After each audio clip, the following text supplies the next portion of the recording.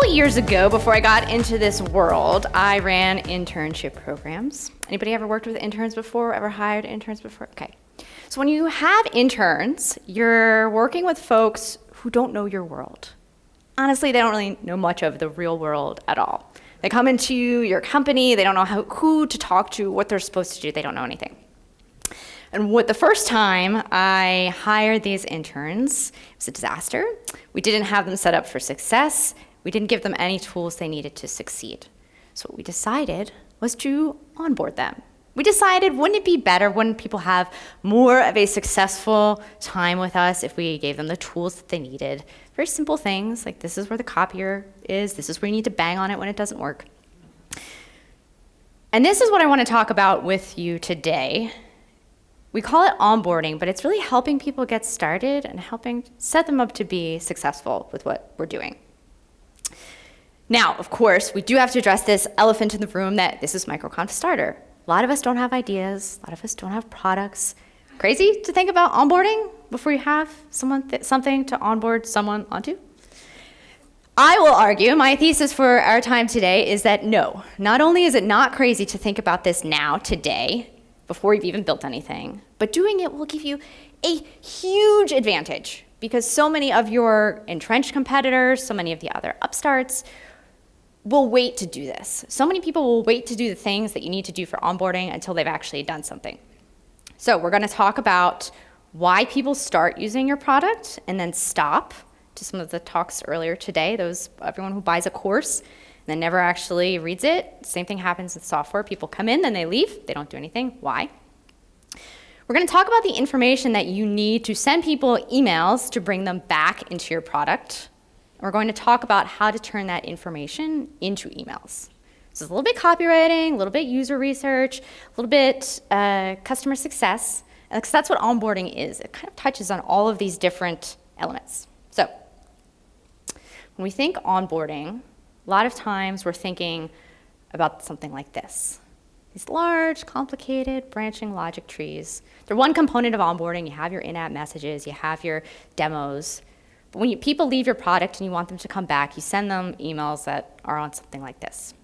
And it's really scary and complicated. This is a behaviorally triggered sequence. How do you get people to do things? How do you know what you should make them do? How do you figure out what to put in the actual emails? How do you set it up so that it doesn't explode and everyone thinks you're sending them 15 emails a day because you want to?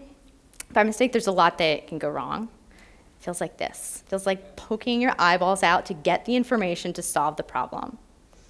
But it doesn't have to. So we're going to talk first about what people do when they come to your product and why they try to stop solving their own problems, which is what they're doing. They're not here because they love software. They don't really want software. They want problems solved. So when they stop using our software, they stop using our product, they're stopping the process of solving their own problems.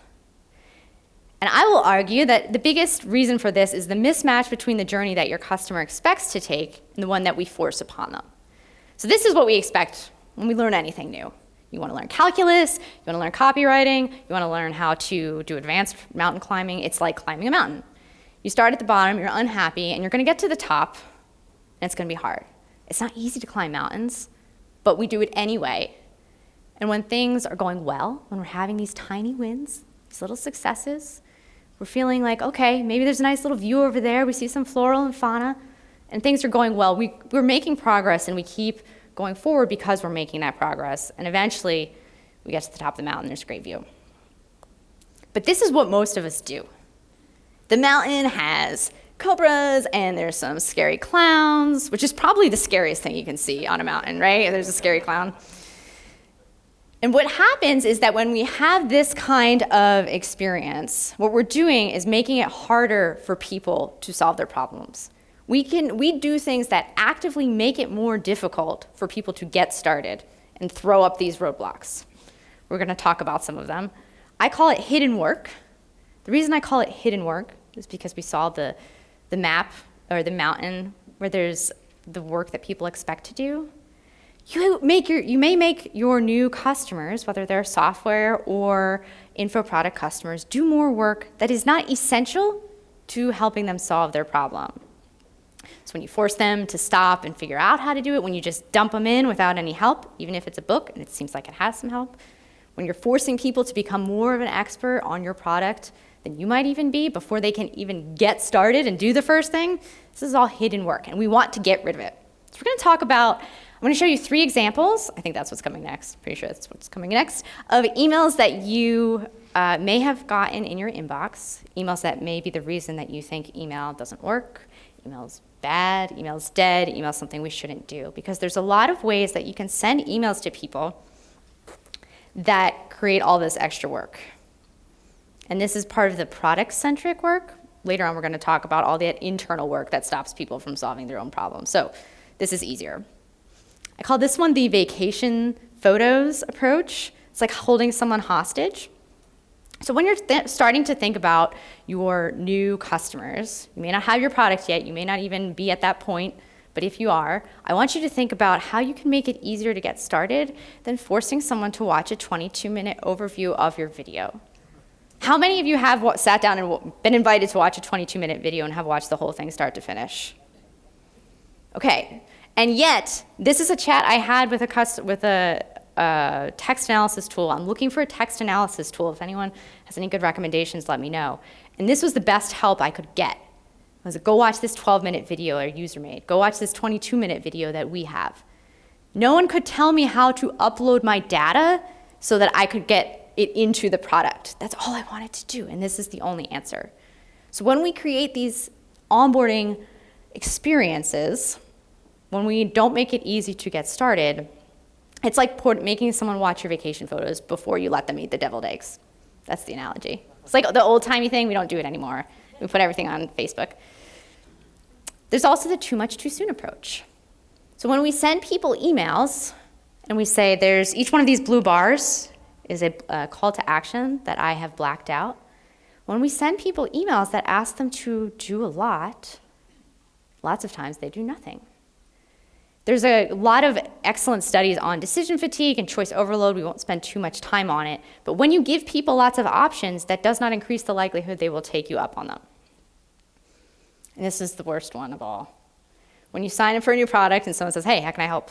It's like, no, man, you know the product. Why don't you just tell me the kind of help that I need instead of making me figure out what kind of questions I could even have to use your product? And this is what your prospect's inbox looks like. They're getting 6 tips, please to read documentation, sending people to, making people choose between looking for the problem they have in help, video, or a blog. People are signing up with a problem that they want to solve. There's a job they're hiring your product to do. And if you don't make it easy for them to find it, will they do it? I don't know. I mean, I don't think so. Only the people who are really the most committed, right? I want you to contrast that with this beautiful email from Harvest. Now, before you say, oh, Harvest, I've heard of that. It's probably can't do a lot with it. Sounds like it's a simple project management app. You can do a lot with Harvest. You can convert currency. You can manage your team, manage your team's time. You can add clients, manage clients. You can do a lot. But you cannot do anything until you create a project. So when you sign up for a trial with Harvest, you get an email sent right away that asks you to sign in and create a project. Because until you do that, you cannot move forward. So when you're starting to think about how you're going to bring your customers on board to your product, I want you to start to think about what that one action could be. Which brings us to how the heck do you figure out what that action is? What do people need to do before they get started? There's a lot of different tools that you can use to find the data that may lead you to a conclusion about what you might ask people to do. Claire Svellentrop is one of the co-founders of UserList, which is a great behavioral tracking tool for companies like us that are nice and small that might not be ready for something like a Kissmetrics. And when you're looking at how people use your product, you can look at how people use your product when they upgrade to a paid plan at the end of their trial, and what people do when they don't. And ideally, you want more people to do the good things than to do what people who don't do. So this is how you can start to figure out what the actions are. Now, if you don't have a product yet, how do you do this? How do you figure it out? And to that, I will say you will never stop onboarding.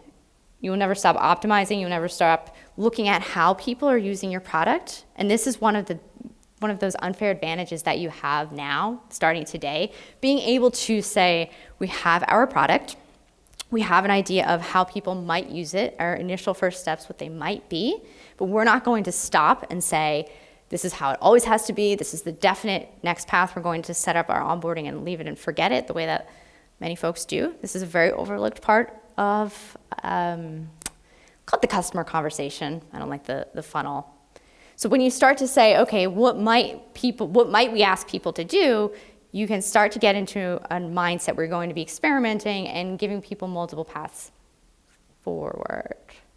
So when you know what you want people to do, this scary email sequence doesn't look like that, it looks like this. So I want you to look at, when you think about onboarding emails and how you're getting people back into your product, I want you to think about something that looks like this. Each square represents an email. Each column represents an action you are asking people to do with the emails in that column. For example, you might have 3 things that people are more likely to do before they upgrade. There's a lot of great research on case studies on how Wistia did this, and they have 3 actions they need people to do, and they send people emails to get them to do those actions before a sales enablement sequence. So when you are sending these emails, you may be thinking, oh my gosh, Alli, that's 28 emails, are you insane? And of course not. We don't want to send people 28 emails, not what I'm advocating. When you're setting up your behavioral triggers, you want people to get the emails, inviting them to complete the action that you need them to do or that will help them be successful, and then you can bump them onto the next sequence. So everyone's only going to get some emails. That's the easy part. Onboarding, getting people to come back in and solve problems that they have started to solve and then at some point decided they no longer want to solve, is about overcoming some other things, some internal work. I was just chatting with Dave Collins in the hallway, and I told him I get your emails all the time, and I can tell by the subject line that this is, like, I'm doing a lot of things wrong with my SEO, and it's going to be a lot of work to get started. So for me, I've got this internal blocker. I want what he's selling. I know what he's advocating I should do, but in order to get to a point where I'm ready to do it, I have this internal work. We have a lot of different kinds of internal work. We may say we don't have enough time. We may actually have very little time, or we may just not feel like something's a priority. Your prospects may not feel like the problem that they want to solve is a priority, even though they've already expressed that it is.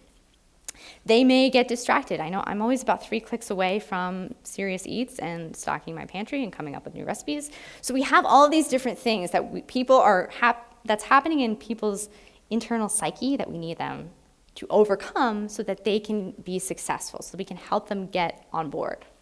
How do we do that? Claire gave a great talk yesterday about this idea of jobs to be done research. It's a product development methodology originally, and you can use jobs to be done research to look at the job someone hires your product to do. This is completely different than a user persona. If you're thinking, oh, I want to help developers, this is not the same thing as that. This is about saying developers will hire my product to do better marketing because they have a product that they want to sell. What is the job that someone's hiring to do? And more specifically, what's the job they hire you to do in the moment when they hire you? A lot of times if you have a product where you have one stakeholder and one stakeholder who's using it and then someone else who is responsible for paying for it, you need to get some buy-in somewhere. So the job someone may need your software to do may not be to use your software to solve the problem that it solves. It might be that someone needs buy-in. It might be that the first thing that you send in an onboarding sequence is to say, here's a script that you can send your boss. A lot of conferences do this, right? They say, here's a script you can send your boss if you want them to pay for you to come to your conference. So it's not going to be, whatever the job they're hiring you to do, it's not going to be that they don't know how to use your product. This is not their biggest pain. They may hate other products and they may hate software, but this is not the biggest pain that they need to overcome. So now we're going to talk about the first thing that you can do to A, answer this question, and B, build your first very basic onboarding sequence. The email that Justin mentioned that Joanna Wiebe talks about is where you send someone an email that just says, hey, what's going on in your world, is a goldmine of data. So So when you set up your landing page and your email form, the first email that goes out can say what's going on in your world, what led you to try and sign up for this product, and then you can respond to those new folks. This is something that Groove did, and they got like a 40% response rate. They wrote about it on their blog, lots of people coming in. So what you have as a young company is a big advantage that you can actually start to build these relationships, as we're talking about this morning, to have more of a conversation with your customers from the beginning. It's a lot harder when you have 60,000 signups than when you have 200. Okay. Oh, and this is proof it works. I asked this question, and I get on my email, I have a free course that I have on my site, and I get a lot of great responses. And this is how I know that user onboarding might be something you care about, even though we don't have our products ready. So how do you know, though? Like, how do you know when you're listening to people what it is, what they're saying? Like, what's the meat of it? What's the thing that they really want to do? What's the why behind all of it? And one of the things that I love to do is to look for outcome-based phrases. Just like Justin said, I want to have a product so that I can. This is what you can start to listen for when you're doing your customer research. So when you go to forums, when you go to Reddit, when you go to your industry forums, LinkedIn, when you're doing your customer interviews, listen for what people say after they say, I want an invoicing software so that I can look really professional when I send my invoices because Microsoft Word just isn't enough. Or I want a text analysis tool because I want to be able to look at how common phrases are, and I don't want a giant data science platform that I have to watch 22-minute videos to solve. Adam started to touch on how you catalog your research. This is a big challenge.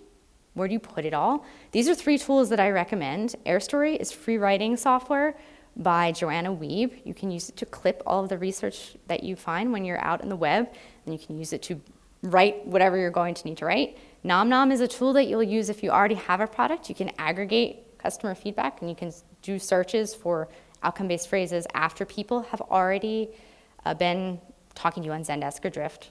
And you can use Usability Hub to get some really good feedback on the messages that you think you're working on, the sales page that might be a good start. It's a good way to get a nice little test of the water. This was one of my favorite tweets of all time. Look at all this great social proof from January from a UX researcher named Tanya Snook. And she wrote about UX theater and how in her industry she observes many people going through the theater of UX research, pretending to listen to customers. I was chatting at lunch, and someone said that there's someone in there, a colleague of a colleague at another organization, who will often say things like, here's this quote, and can we use this as a customer quote, without actually talking to the customer. This is rampant. This happens in many, many situations. And the more that you can you still hear me with the adjustment? I tipped the microphone a little bit. Yeah, okay, good. The more that you can get in a situation now where you're starting to listen to the problems your customers have, where you're actually listening to them on an ongoing basis, not, I put onboarding as something to worry about in September. It's September, I'm going to worry about it, then I'm going to move on. The more that you're listening to your customers and the problems that they have on an ongoing basis, never stopping, the better off you're going to be. And the more that you start this now, this is your advantage now, is that you're going to have a better organization that is founded on listening to customers. Because if you wait until you have been around for a while, if you say, I just want to focus on getting as many acquisitions as I can, all this onboarding sounds great, but it sounds like maybe I'm not ready for it. Alli, let's just get people in my product. It's probably pretty good. If you wait to do this, and you continue to build an organization of 1 or 2 or 3, what you have is no longer a strategic problem or an operational problem or a marketing problem. What you have is a cultural problem. And cultural problems, they're hard. That's what we're all talking about when we're not on the stage, is what's going on in our organization, what's happening. This is one of the reasons we even come into this world, because we hated the cultural problems that we were dealing with in our day job. The more that you can get your business set up on the right page to be listening to people truly and not going through the theater of it now, today, better off you'll be. So this is my favorite part. Now we're going to talk about how we can pull this all together, and I'm going to show you an email that I wrote. So what does an onboarding email need to do? It needs to help someone come back into your product after they've left, because everyone's leaving, right? We can have to agree that no matter how good your in-app onboarding is, no one's building the Hotel California of products. Like, everyone's leaving at some point, and we want them to come back. So to get them to come back, we have to give them a reason why. We have to help them overcome all of these internal hurdles. I don't want to deal with my SEO problems right now. I don't know if my boss is going to give me buy-in on this. Then we have to eliminate that product-centric work. You don't want to say, hey, how can I help? You want to say, here's the step-by-step instructions for what you need to do to solve this problem. And at the end of every email, we have one call to action, only one. We're not saying, here's 35 things that you need to do to get started. We're saying, here's the one thing you need to do.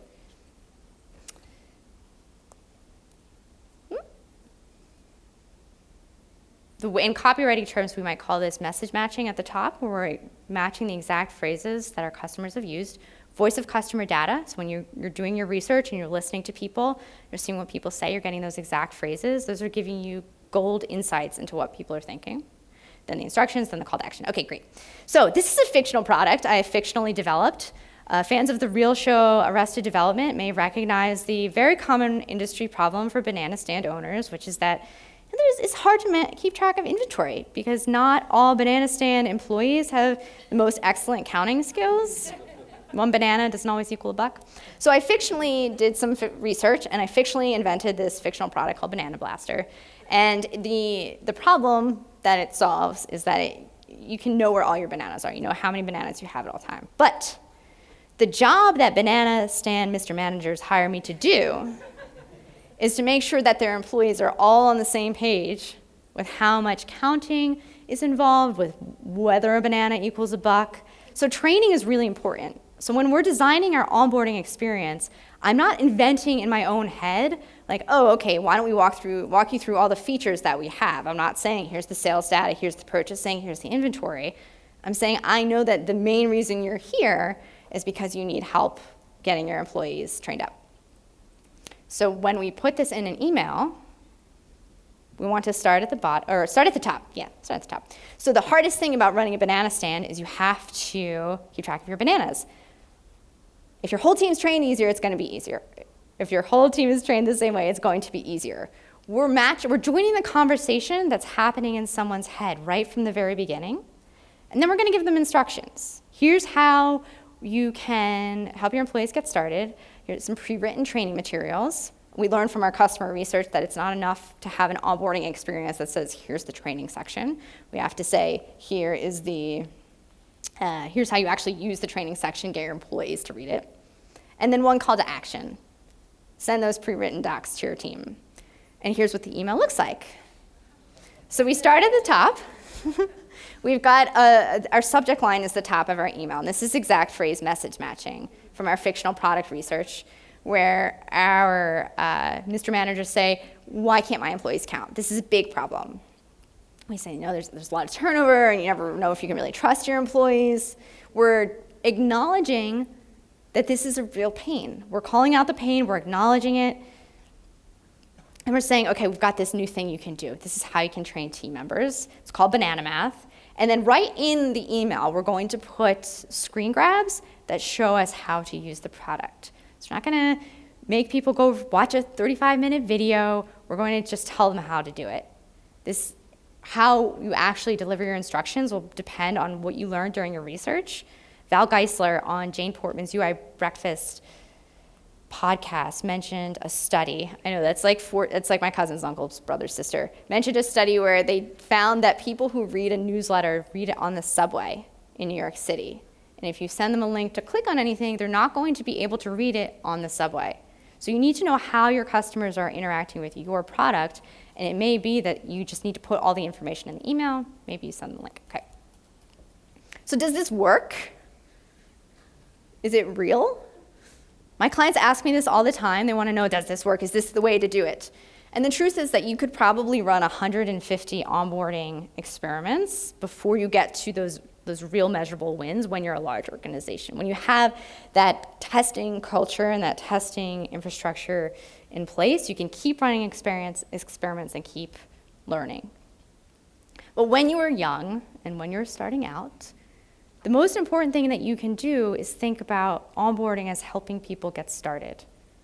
If someone's never been to your product before and they have a problem, just do everything that you can to help them get started. And all of this think about it like onboarding, it's a technical kind of jargony term that I'm not a huge fan of. Thinking about it as helping people get started is going to give you more benefits than worrying about whether or not you should do the test. You guys got that, like the queen is dead, long live the queen, right? Testing is dead, long live testing. Okay, good.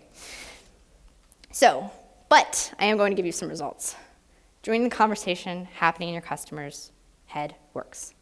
This is an email that Sophia Quintero, the founder of NomNom, shared with me. It's a case study email. You may want to share customer success stories. Adam had some great customer testimonials in his launch sequences. So after you've sent your launch sequences and you're helping people get started in your product, even if they've already paid you money, you can still show them how other people have been successful as long as they care. You can't say, okay, you can say that there's 35 different ways you can use this product, but that's not going to be as helpful as really joining the conversation happening in someone's head. This is a really great case study about, if you do happen to go read it and subscribe to it, about how listening to customer research allowed the person who is using NomNom to cut down their activation request because they realized they had a problem in their welcome email. Making it easy to get started works. Harvest has been sending this email for the past 4 or 5 years. Same email I got when I got started. Coral Edwards, the director of marketing at Harvest, pointed out that it's been the same email for years. This is also called the rule of one in conversion copywriting, where you only ask people to do one thing at a time. There's another study by Whirlpool, and that's in Marketing Profs, where they took out all the calls to action in a single email, so there's only one, and they got a 42% increase in click-throughs. Val Geisler, who was an attendee speaker at Growth and another onboarding optimization, email onboarding consultant, she's a big fan of treating people like humans. She likes to say treat people like humans, not ATMs. And talking to people like the real people gets really good results. Some of her stats are like 612% increase just by talking to people like they're humans. So what we're talking about is getting rid of the hidden work and starting to learn a new product, and it works. If you take nothing else away from this talk, I hope you will take away that the most beneficial thing you can have for yourself is the right mindset. Really just think about that. You're teaching people something new. You're solving their problems. You're here to address their pains. And you're eliminating all of the hidden work that you may not even realize you're asking people to do. So, special thanks to all of the many people who volunteer to help, and Mike, Rob, and Xander, as always, for being so excellent. And Justin. I didn't realize he was going to be emceeing when I made the slide. So, I have a free course, an email course on my site that you can get with a little bit more about how you do the behavioral analysis, looking at the data. Every tool is different, but it goes into a little bit more detail. You can also get the slides at that URL, and you can email me. Thank you.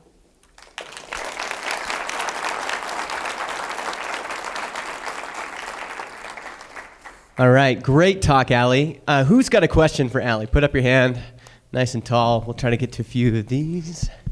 In the meantime, can the attendee talk speakers come up here? Thank you. All right.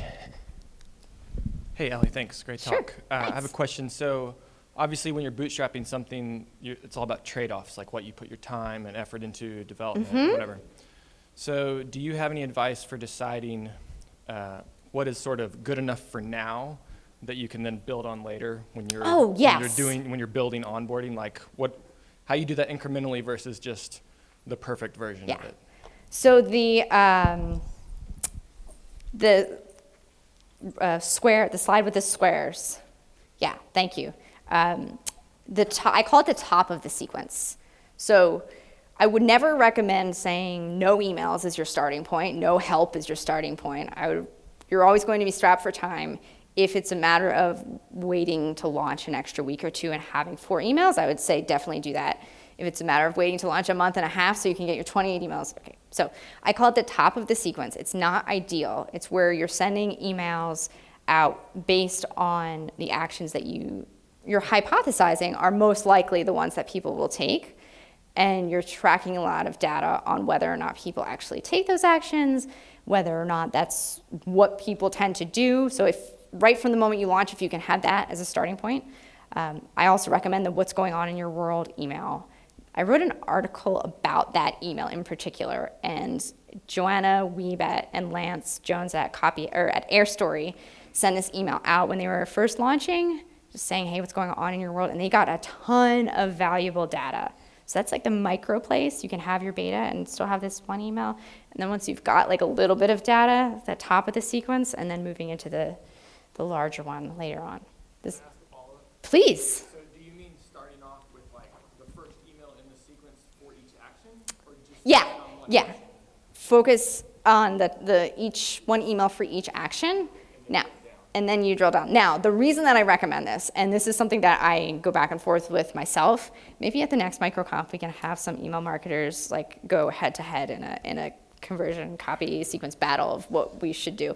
But the reason that I like this approach is because if it were me, I would rather get a little bit more advice on how the product works, especially since you're not sure if this is definitely the right action. So that's the starting point. But all of that said, recognizing that you're at a starting point and building into all of the other time that you're spending on your product, all the customer research, all of the development of features, building in time to continue to look at how people get started, that would be my number one recommendation. Thank you. Thank you. All right, Alli, we have another question over here. Thank you. That was really informative. I noticed that in your examples of the emails, they were all plain text emails with instructions and then a call to action. We have noticed in our one-off campaigns that plain text emails do a lot better. People just engage with them. They just respond to them better. And our current onboarding series is not plain text emails because they have screenshots. So I'm within this hard place where the screenshots are useful and this is how you do it. Here's the step-by-step instruction. But I also have noticed that plain text emails are just doing better and better because people are sick of the the MailChimp layout that looks like MailChimp. So I'm wondering if you have any thoughts on that for effective instructions. Effective instructions. So okay, great. When you're talking about plain text and you're talking about screen grabs, okay, let's see, where's that one? This will be easier with a visual. Of course, it's the last one. Okay, so when you're talking about, is this what you mean when you say you're talking about plain text with screen grabs, or do you mean something different? That's what I'm talking about. Yeah. And this isn't working for you? For one-off emails, it seems that whenever we include pictures and things like that, people just engage with them at a 50% rate. Yeah. But not for onboarding emails? For onboarding emails, it's, I don't know. I would want to run the experiment. I'm not completely sure yet. Okay. Every company is going to be a little bit different. So if you're finding that one way of doing something is declining to our earlier conversation, that might be another opportunity to run a test. So I recommend plain text as a starting point. You can maybe consider working your way up, or you can test them side by side. At the end of the day, there's a lot of best practices, and then there's what happens when you actually put it out there. So I like plain text. I think it works pretty well. But if that's not working for you, then give it a shot. Does that answer your question? Yes. Okay, cool. All right, we got another question right here. Yes. Hi, Alli. Thanks for your great talk. Oh, thank you. So you kind of touched on two different ways of doing things. The one was like what's up in your world kind of email. Yep. When you have a new customer or someone new, and then there's also this is the one call to action to use my product. Mm-hmm. I'm kind of in the early stages of a beta product. How would you weigh those two? Could you put those two calls of action into one email? Should there be two different emails, or how do you try get both of those two pieces of information to the customer? So you have a product that's in beta. Yeah. So you have an idea of what you want someone to do when they come to your product. Yeah. Okay. But I also am interested why they've signed up and how I can help them, and I want to do more research too. Yeah. And the email that you send asking people to do something, is it behaviorally triggered, or is it a welcome email? Or are you not sending It's a welcome email. It's a welcome email. Yeah. And right now it has both things? No, right now it just says this is how you step one. Yeah. Yeah. I would do 2 personally, because Okay. that way you can evaluate the results of each one separately. And because it follows that rule of 1, you're only asking people Yeah. to do one thing at a time. I know if you get an email that says hit reply and also go to this Yeah, other it's screen, like- then you're doing your shopping list or you're finding Yeah. your next Airbnb for your vacation. So that's what I would recommend. Keep people nice and tightly focused. Cool. Thanks. Sure. All right. Is there any other questions? Oh, one more. Okay, we'll do one more.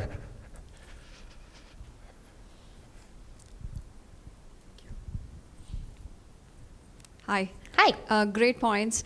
When I think of onboarding, I also think about the instructions that you give within an app. Mm-hmm. How would you contrast that with giving instructions via email, and which is more efficacious? It's not an either or, you want both. So the in-app instructions are great for when someone's in your product, but as soon as they leave, they don't have those instructions anymore. So what I like about putting the instructions right in the email is that it's kind of priming people for what they're going to do so that they know. Like if you had, just because you had in-app instructions when you were in your product before, and then you leave and you come back, maybe the same tutorial's not available, you don't know how they set it up. So I like having the extra instructions so that you can like make sure people are getting them. I would absolutely have them working together.